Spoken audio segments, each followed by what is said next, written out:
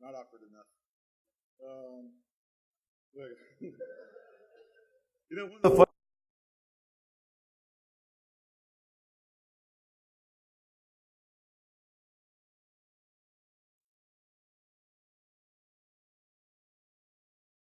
That's a good choice right there on that one. Okay. I don't have to say if you can hear me now because you're all deaf in this part. Look at the people in the back here. Okay. Is this off now? Yeah. Okay, awesome. Because this is the bad mic. I don't like this mic. We're no longer friends. Okay. So one of the funny things, I like the fact that it's like, you keep reading that was Times Person of the Year 2006. And it was so funny because I was actually in a conference in Malaysia, and the guy's reading the bio, and he gets to that part, and he totally changes his demeanor, and he's like, "Oh, Times Person of the Year 2006," and he's like, it's the only time I didn't have the heart to tell someone, it's like, no, dude, everybody was 2000x6 Person of the Year, not just me. It's like because he was just way too impressed with that one fact. It was adorable. So we have a screen. Okay, we can keep going here. Okay. We're going to have a competition. How many glitches can we have during one talk? It's like, that's going to be one of the Hacker Jeopardy questions, so make sure you pay attention.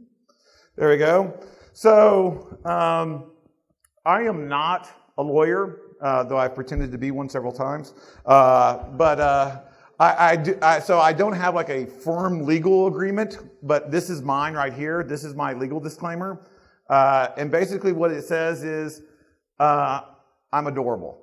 It's like, I will not try to steal from you or kill you unless you pay me first. Okay? So, if we're ever doing an engagement and you hear me talk about some of these things that I've done and they seem really horrible and very unethical or very mean, because some of the things have been, remember the kittens. I would never do that as a regular person. I'm being a bad guy. I just happen to be really good at being a bad guy, but for good reasons. So the name of this talk is Breaking In Bad. I'm the one who doesn't knock. Some people might notice a theme going throughout this talk, which actually plays into it. And basically, I'm just going to leave it at this and get into it because I don't like doing the whole, this is what we're going to cover. I call this my dessert and vegetables talk. And we'll explain that because we're going to start off with the dessert, which is, and then a little bit about me. It's like we already did the bio. The main thing that you need to know about me is I'm a blue team guy. I don't identify as being the red team hacker breaker guy. It's like I spend 80% of my time trying to build defenses. I love catching bad guys. It's fun. It's like I don't know how to paint the Mona Lisa.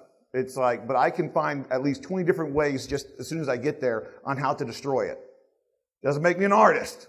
It's like, I've got a really good skill set at destroying things. Doesn't mean I can create that stuff. So I really like doing the blue team. I like creating the defenses. I like trying to find ways to stop that. And then about 20% of the time, I am the red team guy. I like to break in to help the blue team guys learn from those vulnerabilities and fix them and become more secure because of the fact that I was able to get in before an actual bad guy got in, or sometimes at the same time that the bad guys got in, and that's an awkward conversation.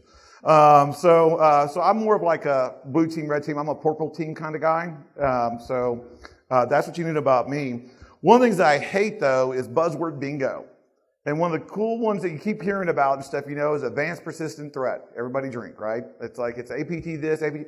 APT basically is saying, yeah, we got popped, but we don't want to tell you it's because of, the password for SQL was password 1, or our CEO got, a phishing email from Nigeria and he accepted it. It's like, so they're like, oh, this was an advanced persistent threat. So, and that's how they excuse it. And I say, forget that. It's like, stop trying to think about it being advanced. We're still getting owned by SQL injections. We're still getting owned by people clicking on links. That's not advanced. It's like, let's start worrying about the basic stuff, the stuff that's just basically destroying us. It's like, and I call it basic adorable destruction. I just walk in and be bad.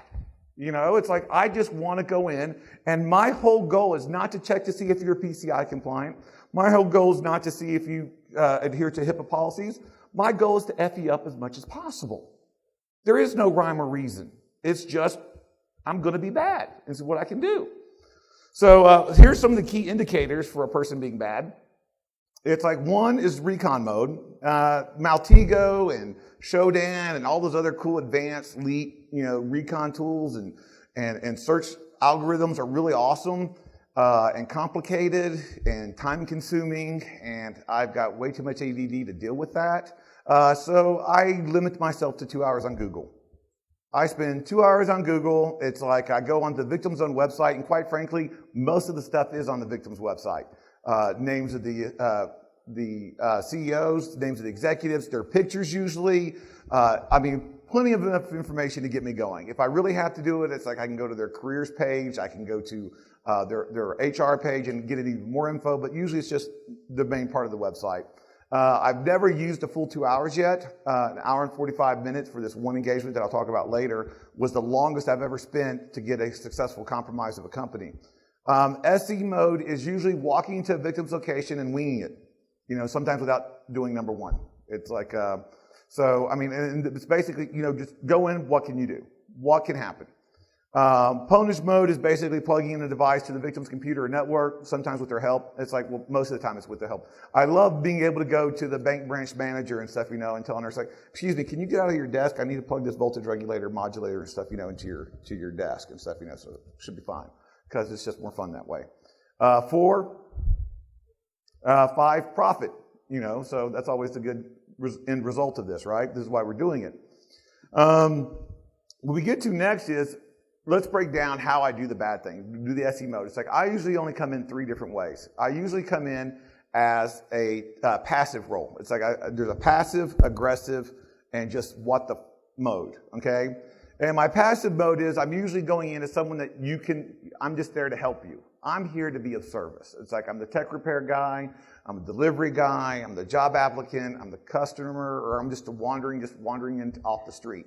I like that. I'm usually doing the tech repair guy. It's like, because everybody thinks the internet's running slow, right? So you can always get into a place, no matter where you go, and say, hey, have you noticed the internet's running a little bit slow? T1 fiber to the desktop. And their answer is always going to be unanimously, yeah, it's been running pretty slow lately. Well, I'm here to fix that up. Got to reset the ICP stack and stuff, and make sure that the IPv6 is not corresponding with IPv4, so we can have all IPv happiness. Like, okay, cool. Let's do that. And that's how it works. The second role is the auditor, the executive policy force, someone that's acting at least that they have some kind of authority. That's one of my scariest modes, not because I'm trying to be authoritative, but that means I'm usually in a suit, and if I'm in a suit, I'm going to destroy you because you made me wear a tie. And that's all there is to that. And then 3, crazy off-the-wall personalities, not recommended if you really want actual results, but totally recommended if you just want to have some fun and see if you can get away with it. 100% success rate, so the answer is yes. And that means like I've broken into places in pajama bottoms and barefoot. It's like I have broken into places just just off the wall things. It's like, and we'll go through one of those, which made me feel really bad, but we'll go through one of those as well. So what I'm going to do now is I picked 3 stories that I have from 3 financial institutions from 3 countries. The reason why I picked financial institutions is because, like a certain bad guy once said, it's where the money's at, right? It's where the regulations are. It's where you expect it to be more secure. So I chose 3 different stories and from 3 different roles. It's like the first one I'm going to do is the passive role that I used. The second one I used more of an authoritative role. And the third one, unbelievable role, okay? But I got ice cream, so I got proof that I did it. So these are what we're going to start off with. We're going to start off with the passive role. This is a job that I did in Beirut, Lebanon. I was hired to break into a financial institution, a bank there. And a couple things about Beirut. First of all, Beirut's a beautiful place. It's called the Paris of the Middle East for a reason. It's a wonderful place, very friendly people. I don't blend well in Beirut, Lebanon. I don't speak Arabic. I don't speak French. And we're going to see how constrained it was. It's like people were like doubting if I was able to be able to manage this. And the company wanted to know if I could actually manage to do online transactions, or I could do some things that would affect their bottom line from just walking into a branch, what kind of damage I could do. And so I was like, well, hey, let's see what kind of damage I can do. Why don't we do that? So I chose a random. I actually let them choose the this bank branch. It's like, but it's like I was telling them, it's like, take me to a random bank branch and let me go in. And there you see in the upper left-hand corner, that's me walking in. And if you'll notice the timestamp, that's me walking in for the very first time. I have zero recon of this bank branch. I don't know anybody's names. I don't know what their functions are. I don't even know the address. I can't even tell you how to get back to this branch, okay? I had zero knowledge. And I walked in, I walked down the hallway, and there's the manager's office. I got lucky, because sometimes I've walked the other way, and I'm like, oh, now it's where I have to go back. This is embarrassing. But it's like, but this one was good. Walked right up to the manager's office down this hallway. The manager's was in his office with somebody, which was even more perfect, because then I just step out. It's like I see these, oh, okay, he's got somebody in there. I step out, and I wait for 30 seconds. What's happening now? Everybody thinks that saw me walk in like I own the place, and they see me go in and talk to the manager. They now assume that I'm having a 30-second conversation with the manager. I then walk out the hallway to the very first executive lady's office, and I walk in saying, yeah, I'm here to look at your computers and stuff. We're doing a GPO policy rights to make sure that your USB rights and stuff, are properly segmented and stuff from the actual confluence of the policy. So it's like we need to protect against that. So I need to plug this USB device in. Yeah, it's got a little rubber ducky on it. Ignore that part. But let me plug this in and test the rights for you. And so I plug it in. It's like this command prompt pops up for some reason. It's like, oh, that was just showing that it works, so it's all good. Let me take a picture of that real quick with the camera. Okay, cool. Now I need to just go to the other ones. Thank you for your assistance. Now, everybody has seen me go into her office, and they've seen this like me doing something with her, and then I get out. So now I am totally verified. The key thing is always picking the person that you think is most likely to actually go along with it at the very beginning, because once that person goes along with it, everybody else tends to do it as well. So then I go to the next lady, and I say, hey, I'm here with headquarters. We're here to work on some of your IT stuff and your policy. And she's like, yeah, we've been waiting for you. Our computer's down. We need you to work on it. Yeah, exactly. That's why I'm here. Never go into an engagement as a plumber unless you can plumb, okay? It's like, because you never know when they're going to be coming. It's like, oh, yeah, we're having a problem with the pipes. Why don't you come and look at it and do some plumbing stuff? And I'm like, sure, let me go get my toolbox. I'll be back in a day. It's like, it's like, so it's like I always go in as a tech, because I can do desktop support or at least fake it really well. So I was like, sure, let me work on that. So I started working on a computer, and it's like a little bit, it's like, okay, this is going to take a little bit of time. What I need to do first is I need to get behind a teller line. I need to finish doing these USB rights checks first, and then I'll get to that. And she's like, okay, cool. 2 minutes and 22 seconds it took for me to get in the front door to getting the guy that's doing the teller right there out of his chair and get onto his computer and install my malware. 2 minutes and 22 seconds. It's like, and the best part about it was, as I'm doing that, as I'm going in there and I'm compromising and I'm having my way with the thing, this gentleman with the frowny face, I mean, I'm sure he was a baker or somebody. It's like, it's like a nice store clerk, was depositing $200,000 in cash right beside me during the whole time I was there. And as you can tell from the pictures, I'm sitting down in a chair. And part of the video, which is awesome, I got the video I can show you later and stuff, I'm actually twirling in the chair because I'm bored. It's like, I'm in here I'm like, hello, bad guy. It's like, and I'm walking in there with a DEF CON leather jacket, red Thundercat tennis shoes. I come with warning signs, people, okay?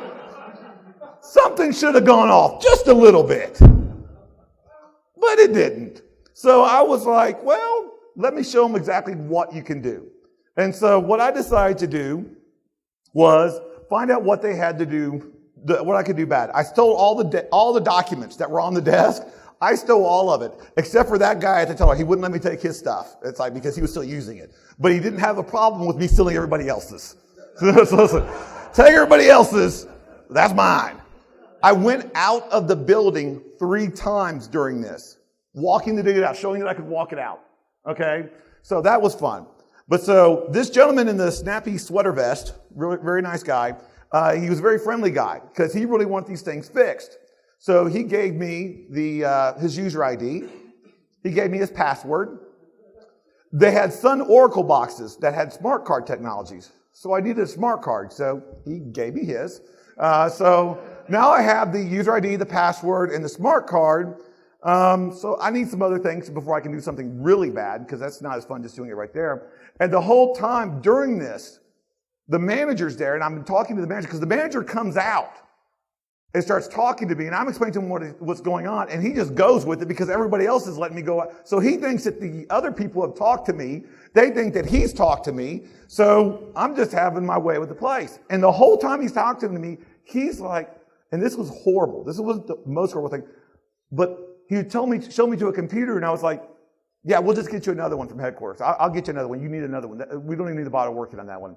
And then he's like, well, we got the scanner over here. And I'm like, let me look at, yeah, you know what? We're going to get you another scanner from headquarters. It's like, we'll just bring another one down. And he's like, but we got these two. You know what, dude? We're doing a whole refurbish and stuff, of our IT stuff. So I'm just going to put you on the top list of getting all the new equipment. So it's like, we'll get you the new monitors, and we'll get you this new, probably get you a couple more stuff.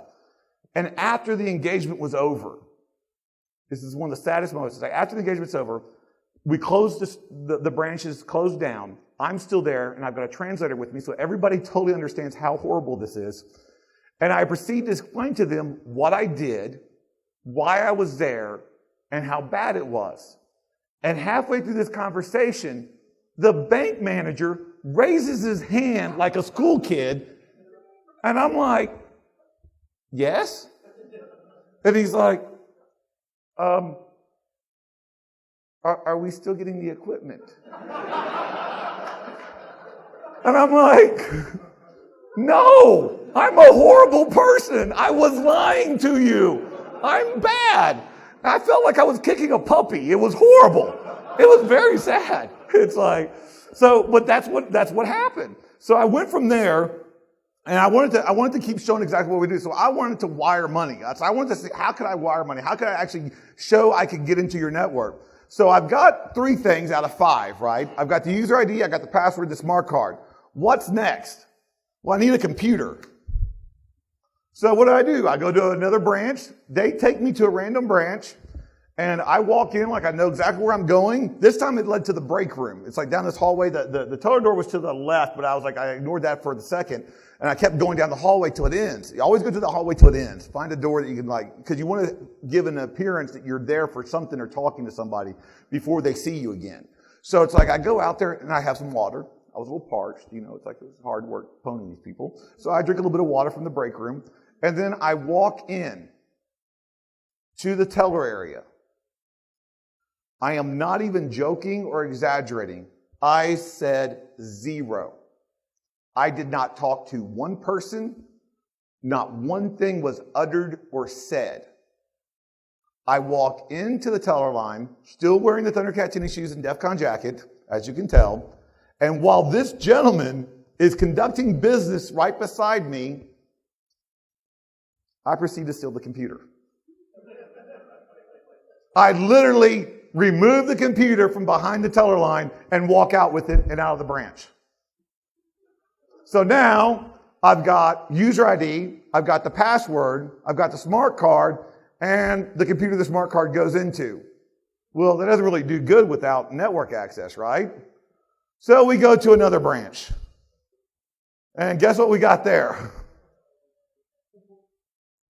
3 branches, and one of them was not, and with this one I just told the lady I got a computer. I'm pretty looking legit, right? It's like, I'm here, we're trying to do some testing on the network infrastructure. I need to go in and do a test on this. Is that fine? She's like, sure. Yeah. Opens up the network room for me. It's very nice. But the key thing is, they weren't expecting that kind of attack, and most people don't. If I would have gone in there with a machine gun and a ski mask, I was going to have a bad day. It's like, you know what? And that's not just because I'm in Beirut. It's like, trust me, you go to any bank branch anywhere in the world, and you show up there with a shotgun and a ski mask, and they're going to know that you have ill intentions. Okay? But they're also trained to respond to those. We've trained them on that. We haven't trained them on how to deal with the guy, and the geek. And I'll get into a little bit more about that later. Now, this engagement was in America. This was for a state treasury in America. And one of the things I want to approach before I even talk about that is that the scope. How many people that do red team love doing scope work and creating the actual scope of work with a client? Isn't that enjoyable? Because an attacker's scope is this. This is our scope right here. And then you start talking to the clients like, well, we need a scope of work where we can actually act like an attacker. And they're like, oh, that's awesome. That's exactly what you need to do. But our business hours are only, Monday through Friday. Okay. It's like, but we got development stuff, so you're going to have to go in toward the evening time. I'm like, okay. Well, we don't want you to affect the production servers because we need those for business. Okay. It's like, and by the way, we've got this one development server if you want to go and test it right there. There's your scope of work. That should do it, right? Because that's just exactly how an attacker sees your network, right? And so sometimes you have to work with that. The key is you have to work with it. You don't have to be happy with it, and you've got to try to show your point by doing that. So we were given this job. It's like I was subcontracted out for this job. And the other team, the network team, had already totally destroyed their internal network. But the guys were saying, yeah, but you have to be inside the network to get this kind of access. And I was like, dude, they weren't. But it's like, but that was what they're sticking to. Management was actually sort of buying it. So they brought me in to show how someone could physically get into it. Well, I go into their main headquarters, and it turns out state treasurers are pretty secure for their main headquarters. They don't do a bad job. I did find a way in. There was like this basement and stuff. If you go into this, there was a deli in the basement, and you could go down this one side, you go to this one room, and there was a dumbwaiter that's not used anymore that would actually go up into the state treasury office, and I could get in through there because it was still, the doors weren't nailed shut or anything like that. And I was like, but that would have been, a lot of work. I'd have gotten dirty. It's cramped. It's like, yuck, spiders. So I didn't do that because they had another office. They had a remote office that had a direct network connection straight in, bypassing all firewalls, everything else, a direct tunnel into their main office, onto their main network. And this was in an office building. Yeah, that sounds like a lot better. Let's try that one. And so I told them, it's like, okay, let me go into this office and see what I can find out. And they're like, sure, Jayson, that'll be awesome. Break into the remote office. But let's talk about scope for a second. You can't only go in there after 5:30 at night because we don't want to disturb any of the tenants or employees. And by the way, because it's after 5:30 at night, you can't talk to anyone coming in or out of the building because you don't know if there are employees or not. Oh, and you can't use the cardboard or lockpicks or anything like that to go after and jimmy the doors. And so I never worry about lockpicks. I don't do lockpicks. I'm way better with cardboard. And then if you do get in, you can't talk to anybody. You only can stay in the public spaces inside the building. But you can talk to the cleaning crew. But they're not part of our engagement. They're not part of our team, so you can't lie to them. That wouldn't be fair. So yeah, do all that and you should be great. Let's see what you can do. We're waiting to hear the results. Let's look at some of the results. Let's, first of all, get my face off there because that's terrifying. Oh, I didn't mean to get it off that way. I need to move the cursor over. Can someone tell me if the cursor's there? Because there we go. No, it's not. Come on. How long can people look at Jayson's nose before they get tired of it? Okay. This is glitch number 4, I think, if we're counting. My left or your left? There we go. Okay. There we go. Thank goodness. I love this part about it because it's my break. I get to drink some Pepsi. But here I am going to report. Sorry for the Dramamine-inducing video, but I am filming this off my wristwatch. I first tried to go to the door, the side door, because, why not? Nothing there. And once again, like I said, they wouldn't let me have a crowbar, which crowbars are very efficient for breaking into doors, by the way. You should really invest in that. I mean, the tools are nice. Crowbars, just for me, works for Gordon. It works for me. This is the longest part of the video you're about to see, and it's just me walking from the car to get to the compromise. It was the longest part, was just driving to the door.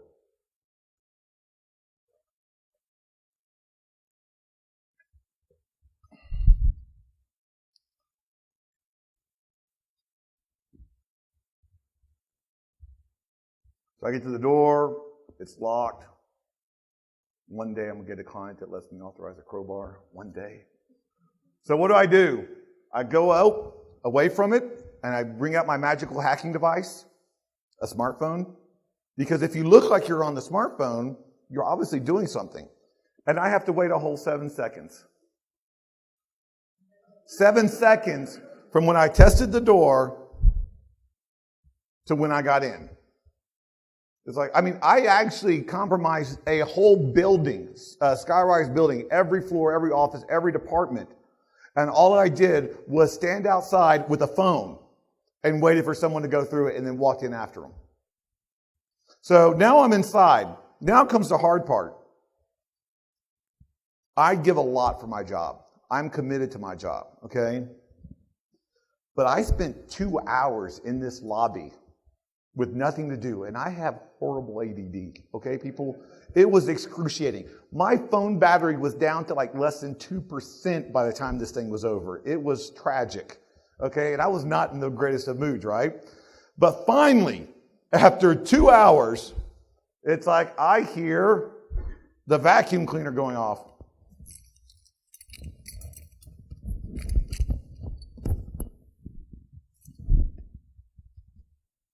And I have the sound on mute. You going? Okay, there we go.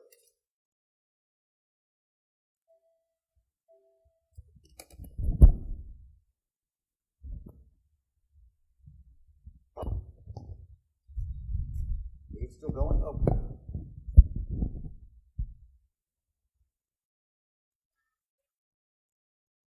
I'm not using this coordinate. I got to do 2 things at once.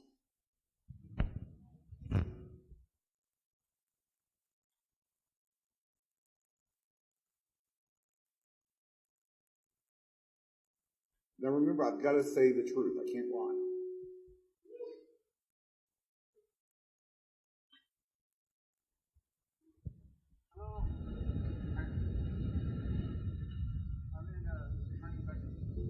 You don't hear that at all?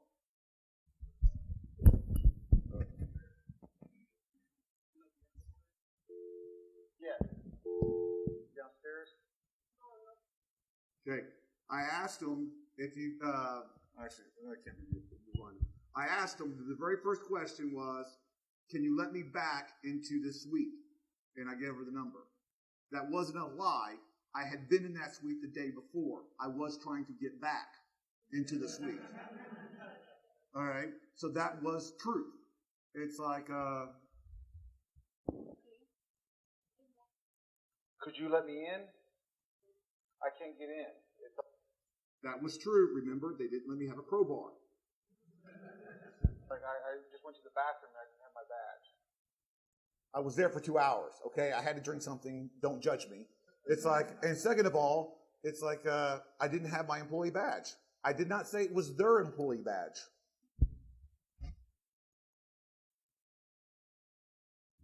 Could you try?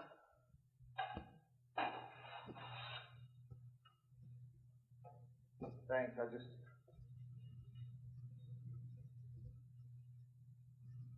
gotta do one thing real quick. Destroy their network, one thing.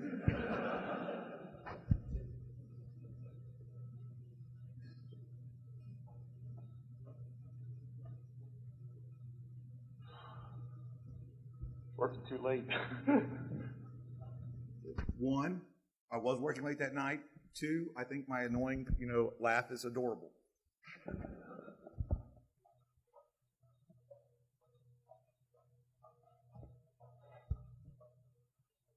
Once again, the longest part of the compromise is walking to the target. Thank you. You need key? Yeah, I don't have the key to get in. Oh, yes. Yes, I have it. Oh, okay, thanks. So I did that laugh was adorable.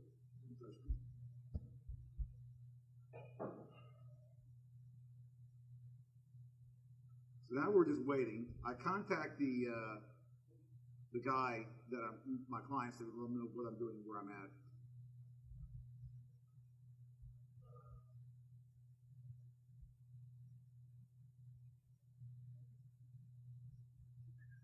I should be in just a second.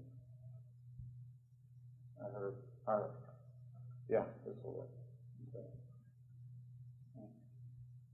It's so hard not to say I told you so at this moment, by the way. I think so, those yeah. things.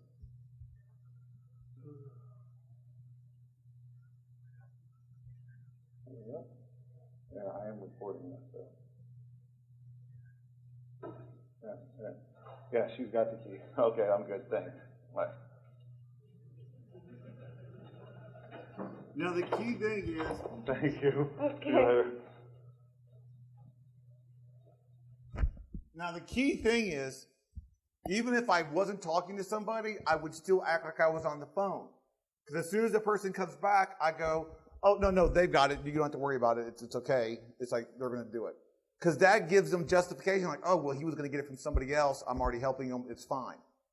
It's like, and you did catch me in one lie. Okay, I told her I would see her again. It's like, and I didn't.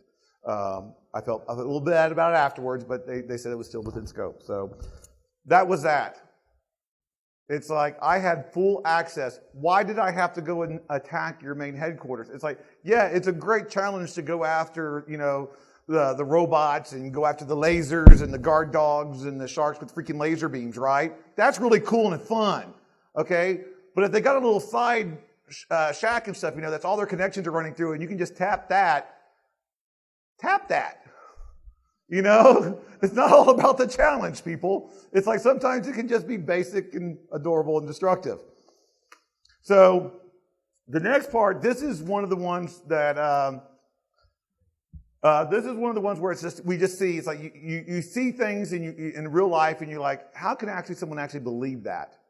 And then just like, a month later, they're actually in that whole scenario and they believe that, right? It's like, come on, we've all seen YouTube. We've all seen a lot of things that like, oh, that's unbelievable. And then Snopes, people, check it out. It helps, right? So this is the talk. This is the engagement that I did. I called this the Jayson and the Terrible, Horrible, No Good, Very Bad Social Engineering engagement. And it was very bad because I was asked to do a financial institution in Kingston, Jamaica. And once again, another place where I don't blend very well. And I was like, sure, let me do it. And I started the first couple of days. I was successful. I broke in. I had 100%. Got in. I did the things. It was awesome. Actually, it was one of the first times someone actually used the phone number on my fake get out of jail free card, which then went to the person that I was expecting to, that was in the car waiting for me. And so it still went good. But it was nice to have. And but after that, after we were showing that part and we're telling them their success, they're like, well, why don't you go after the main headquarters? And it's like, why don't you come after one of our downtown offices and stuff, try that. And I'm like, okay, because, there's still connection. Okay, whatever, fine. So I have to start doing research and trying to figure out what my end's going to be. I spent an hour and 45 minutes looking through, trying to find a correlation, trying to find some way to get in. And right across the street from the main headquarters building was their charity organization. And that's awesome, because their charity organization was using the same email address as the main company. So that means they were using the same networks, same servers. They were within scope, right?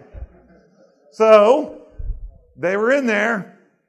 So what I did was, it gets way worse than that. I have my colleague and stuff, who brought me down there, call them as he was my assistant, because I was a visiting TV producer doing a TV show on corporations doing public good in the community. And I wanted to feature them. And so they put me on the phone. I'm like, I was having dinner with them, and we're talking about your thing. And it's like, you're having this event. And I'm like, I'm doing a lot of stuff here. But when I heard about you, I dropped everything. I need to hear more about this. Do you have any time? I'm leaving tomorrow at 6 a.m., flying out. But I got to see you guys. Is there any time that you can make it? When 3? Hold on a second. Yeah, cancel my 3 o'clock. It's like, no, this is more important. I'm going to do this one. Yeah, I can make that work. It's like, this is something I got to do. So it's like, sure, I'll meet you then. Hang up, go down there, 15 minutes early, and I show up at the main office.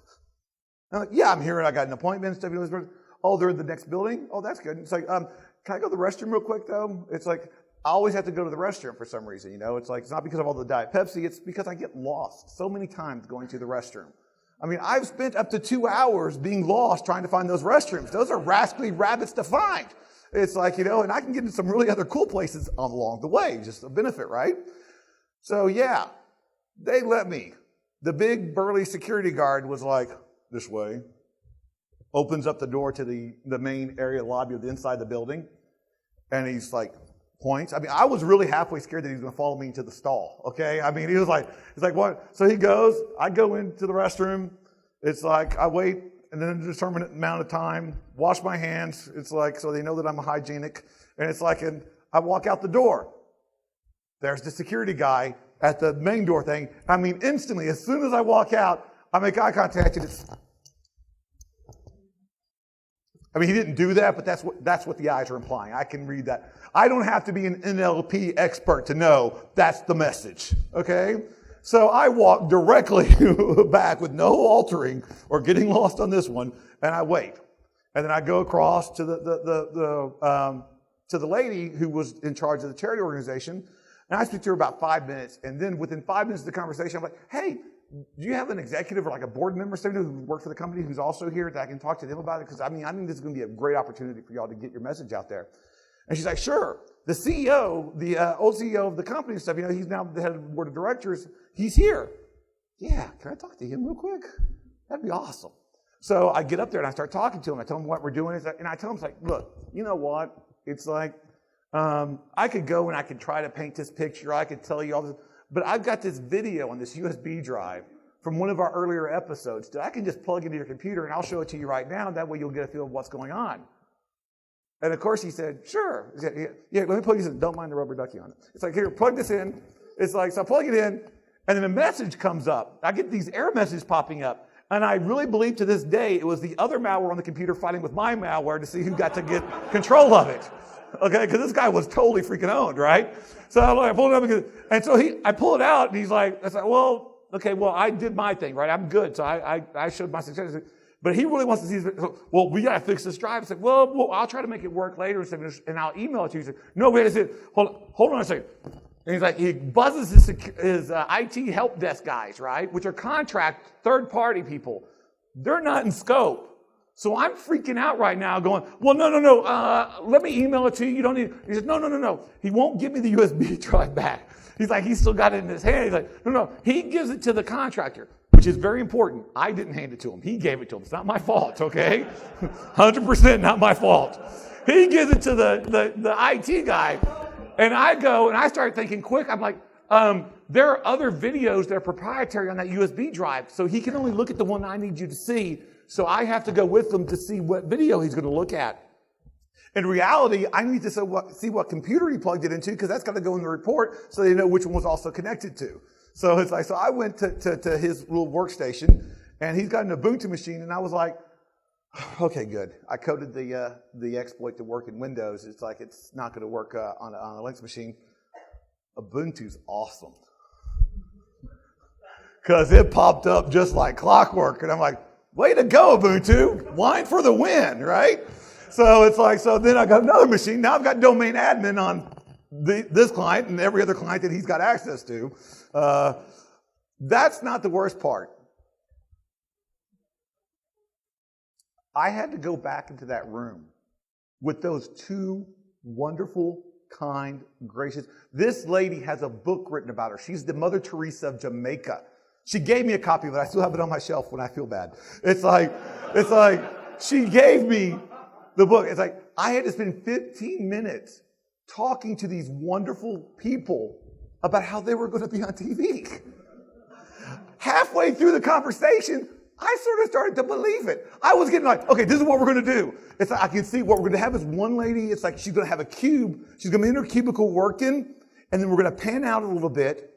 It's going to go around the rest of the office, and you see everybody in their cubicles working, and it's going to go to the window. And right when it goes to the window, it's going to sort of blur around a little bit, and then you're going to be out on the streets of Jamaica, and then it's going to go down to a little girl, and that same worker is going to be here helping her out and feeding her. And it's going to show how your work transforms and stuff, comes from the workplace and impacts people on the street. I mean, I was really getting into this, right?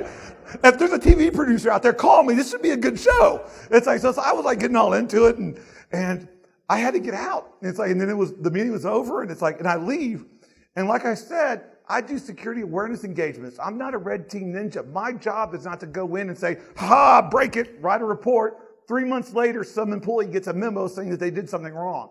That's not the way I operate. Every time I do an engagement, I talk to every single person that I compromise. 2 minutes after I leave the building, I come back in and I tell them to their face, this is what I did. This is how you let me do it and how you shouldn't let me do it. And I educate each one of them and tell them what they did wrong. That's the impact. That's a teachable moment. So I go out the door of the charity organization and I'm there and I wait 2 minutes, 3 minutes, 4 minutes.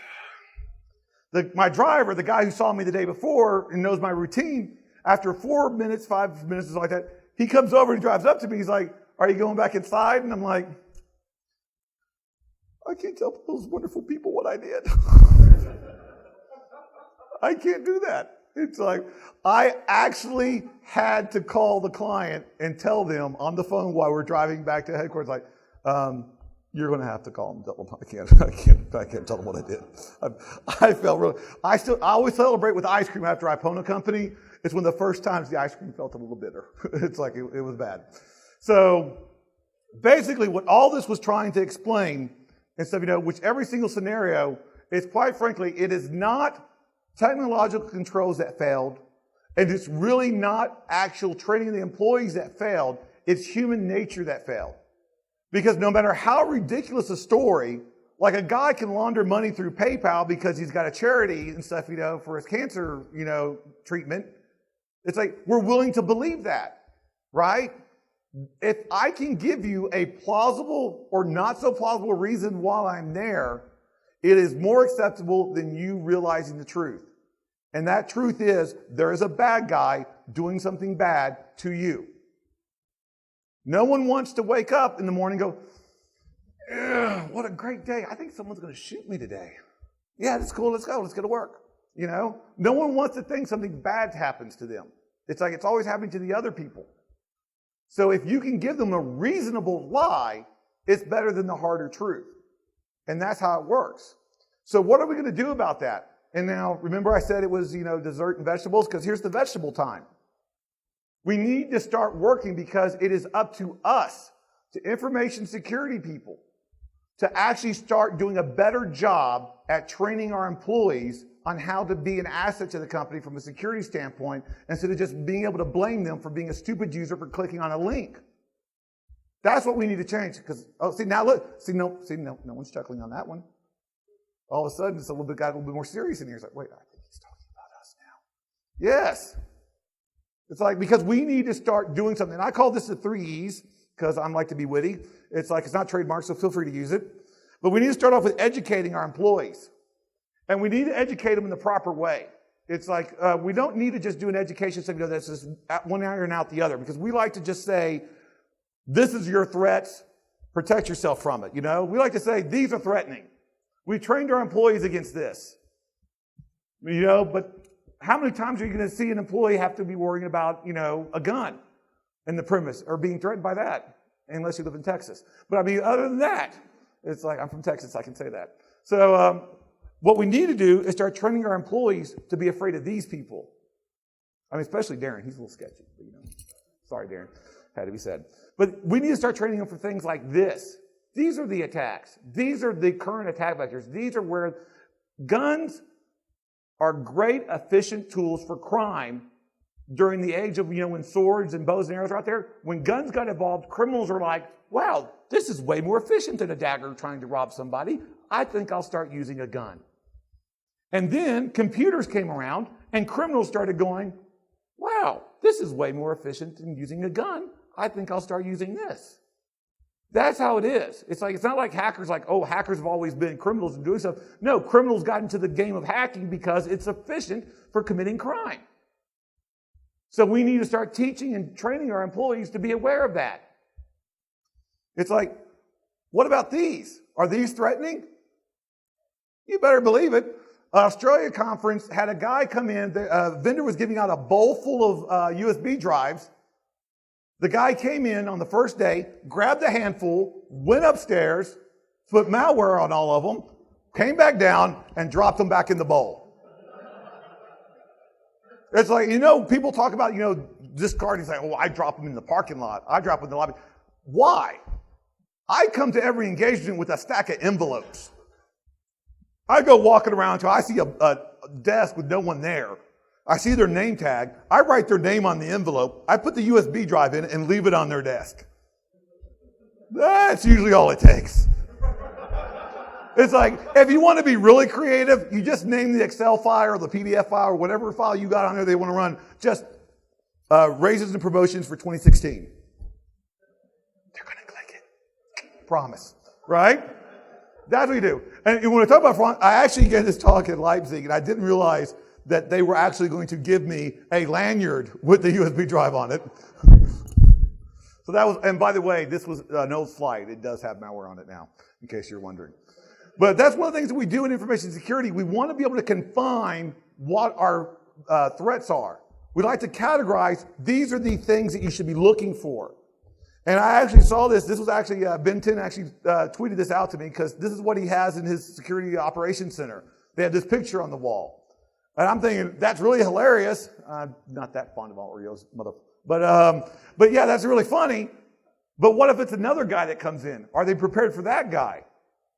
It's like, how if it's another shirt? How if it's another, because trust me, and Grifter said a great quote last night and stuff, only security companies' uniforms are their other company's uniform. Did I say that right? It's like, only in security companies, our company uniform is usually other companies' uniforms, which is very true. It's like, and actually there was one with Vlad, a friend of mine on Facebook, actually wedged the door and shut a guy in who had a UPS uniform in just because, and he mentioned to me, it's like, yeah, I don't know if this was like, Jayson would have at least smiled. This guy seems really pissed off. It's like, because he locked him in the man trap because he just like, you're not supposed to be on here. So they don't always work. And I love having IDs. I love using different IDs and stuff. Those are always fun. I actually broke into a place in London. It was predominantly a Mac shop. I was wearing my Microsoft badge that said I had a hacker on it, wearing a professionally evil lanyard on it. It was Microsoft. This was mostly Macs and Apples. And one lady actually decides to question me about the badge. Like, well, that says Microsoft. So yeah, we're doing a thing on your domain admin and stuff. Your domain controller is Windows, and we're trying to make sure that the group policy and stuff, is effective and stuff, throughout everybody because of the blended network that you have. Okay, it says hacker on it. Well, yeah, because you need to be a good hacker to catch bad hackers, right? So that's why they hired me and stuff to catch out. And she's like, and then she was like, okay. 4 machines. Could have done all of them, but I'm not greedy. It's like, so, and the great thing on this one, what I had this coded to do was if it hit a Mac machine, all the windows would disappear off the screen. And then I had to find some way to explain that to the person that was okay. So, oh yeah, that's just showing me that it's working, it's effective. It's like everything else is working in the background, don't worry about it. And just do your 3-finger swipe and you should be fine. And they do that, it's like, okay, cool. If it hit a Windows machine and their accounting department had Windows, it's like, let me play this in real quick.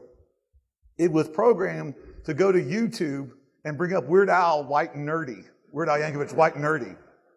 And that one, it goes into the Windows machine, it runs. Going and connecting to YouTube shows that they've got, I'm able to do egress filtering, I'm able to get out onto the internet. It's like unfiltered from it.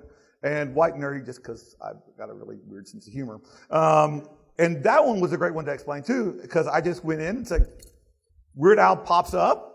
She looks at me and I look at her and I'm like, yeah, that shows that it's working. It's all good. Thank you. And I leave. It's like, so what do we do? How do we educate them? It's like, it's quite simple. We need to teach employees common dangers that they face, not at work.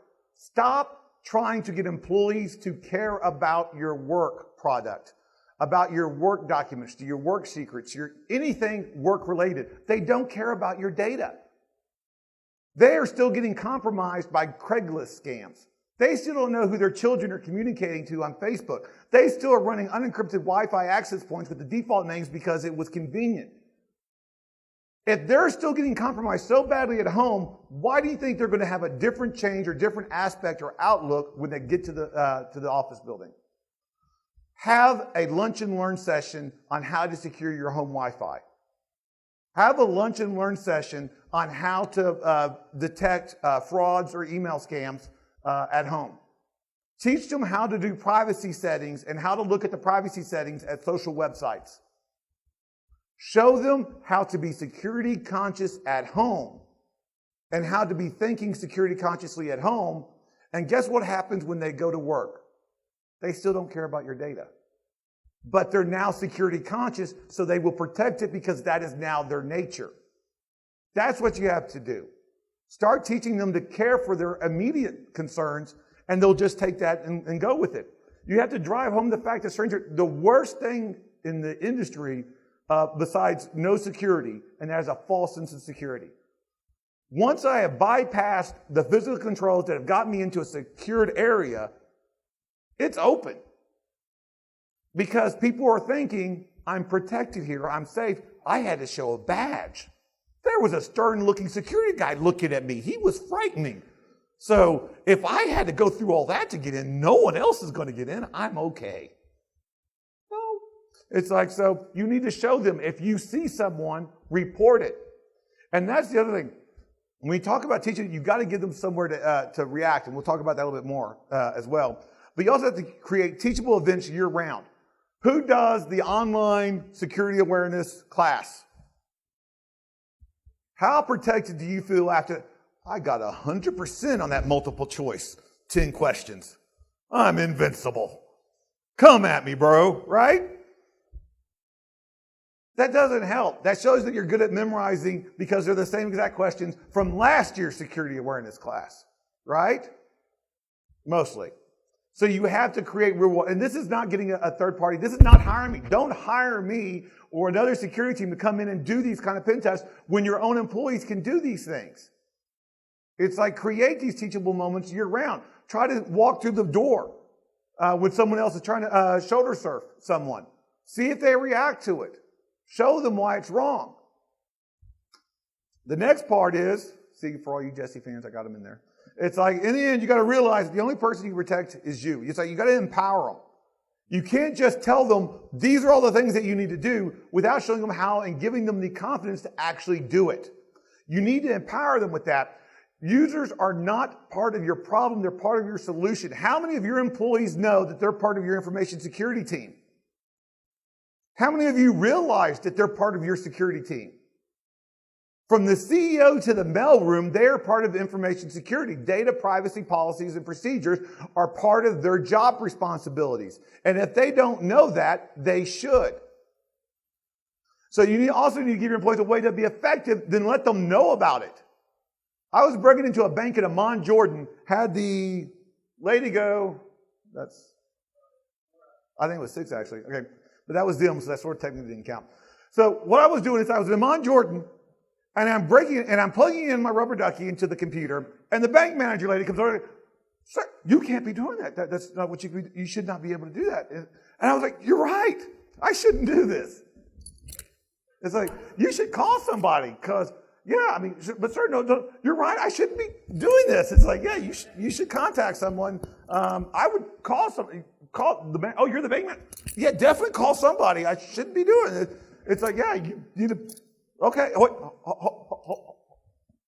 Okay. It's like, no number. Who here in your company directory has a number for users or employees to call if they see somebody suspicious or they see suspicious activity? Why? How many blinky boxes does that cost to get an extension that can be monitored by someone for someone to call if they see something? You have at your hands, at your control, one of the best intrusion detection systems in history. Employees that are used to doing the same task over and over, who knows when there's a deviation, who knows when there's something suspicious. Train them and get them on there and get them part of that. So you got to give them the opportunities to do the right thing. Oh, okay. Someone's got, girls, you could at least tell me something, man. Come on. You're just like watching. I'm just going to watch the fail.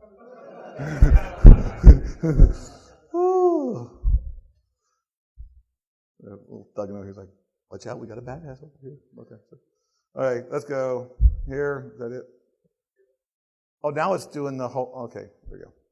So give them opportunities to be right and reward them when they succeed, and just give them a teaching lesson. And that goes over to translates, thank you, to how we do it. Can I buy a vowel for 100? So we need to also make sure that we're doing enforcement. When I talk enforcement, people are usually assuming that I'm talking about employee enforcement, enforcing employees to do that. No, it's like the first group of employees that you need to make sure that you're doing enforcement on is your CEO, your CFO, everybody on Mahogany Row, okay? If their letter starts with a C in a title, they should be understanding that their policies and their procedures have to be adhered to. I used to, back in the early 2000s, I worked for an internet bank, that we had a secure data center on our second floor. Everybody should have a badge. And if you did not have a badge, you had to wear a visitor's badge the whole day. It wasn't a badge of shame, it was policy, so we'd know that you were supposed to be there in case that you had gotten fired the next day, the day before, and decided to come back in. Well, I was doing a walkthrough and stuff, and I noticed that the CEO, who happened to be the owner of this enterprise, didn't have his badge. And he was like hoping I wouldn't notice. And I went up to him and I said, like, dude, you don't have a badge. Policy states that you got to have a visitor's badge on. You need to go get a visitor's badge. And yes, after the first look of, are you serious about that? It's like, and he realized I was. And what did he do? I was still employed. It's like, he went down to the receptionist and he got a visitor's badge. What did that do? That showed everybody that he reports to that policy is so important that he adheres to it well. There is no excuse. When your executives say, well, that rule is a good rule for everybody, but I need an exception, that is telling that everybody they report to, well, I report to him, so I need the exception too. And then they go, and their underlings go, well, I work for them, I need the exception too. If your upper management is not willing to adhere to the security policies that they put in, then why should anybody else? You can't have if you don't have upper management buy-in security, upper management buy-in to the security process and policies, you don't have a security process and policy. So you need to use positive reinforcement. Sometimes it's like, when we talk about that, when I go, and I don't mean by like, you caught me, go through people's desk. If you see someone, not go through their desk, but it's like, if you go through around the workplace and you see someone that's doing something extremely secure, or you're doing something that questions you and asks you why you're there, be proactive with that. Put their name in the report saying, hey, I was stopped by this person, they questioned me. Show them where they can get recognition for it. And sometimes visibility is all that's necessary. How many people know that you're part of security? How many people know that there's actually a security department in your company? It's like no one translates what happens online to real-world kinetic repercussions, because that's just a gray mist of like, it's bytes and zeros and ones and all other kinds of things. That's not really existing. That's not really real, right? Guys, I want you to know I am one bad mamma jamma and stuff, with the freaking AK-47 in Call of Duty. Okay? I'm what's called a runner and gunner. I get in, I spawn, and I'm like, pew, pew, pew, pew, pew, pew. I'm like, awesome. Because you know what happens? I die a lot. And then I respawn. And I'm like, pew, pew, pew, Now you attach electrodes to my body that send a jolt to me every time I get shot. And then my play is going to be pew, pew, pew, pew. You're going to see when there's a real world response to what I'm doing online, my behavior will change. You need to do the same thing with your employees. Now, for the twist ending, does everybody like the whole Walter White theme and stuff, and the Breaking Bad theme of the presentation? Because my confession is, I hated Breaking Bad. That is a horrible show. He was a bad person. He should feel bad. It's like halfway through the seasons, I was like, he needs to die. What a horrible guy. It's like, that's the problem with us. It's like, we like to root for the breakers and the bad guys. Why are we letting these guys be happy? Why do they get the profit? Why do they get to smile about it? Bad guys should pay, and it's up to you to help them do that. Don't give them a good day. Your job is to make sure they have a bad day. So that was my whole secret thing. So that was it. And here we go. I think it was over long. I don't know, but a lot of glitches. Whew.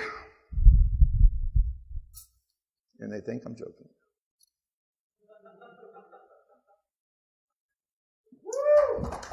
Yep.